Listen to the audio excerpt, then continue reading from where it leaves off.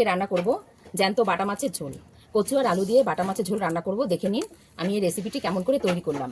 দেখে নিন রেসিপিটি। আমি করব কচু দিয়ে বাটা মাছের ঝাল। প্রথমে আমি মাছগুলো ভেজে নেব। বসিয়েছি কড়াই, দিয়েছি তেল, তেল গরম হয়ে গেছে। এবার আমি মাছগুলো ভেজে নেব।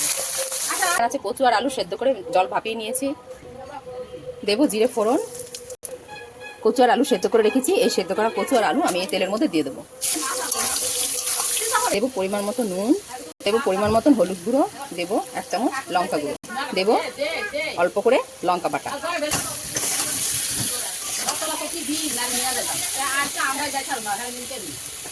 মশলা কষানো হয়ে গেছে। এবার আমি দিয়ে দেবো জল।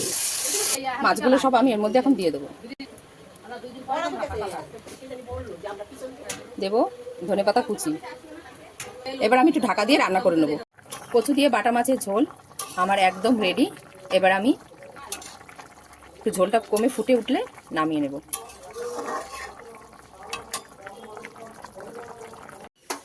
কচু দিয়ে বাটা মাছের ঝোল আমার একদম রেডি। এবার আমি নামিয়ে নেব।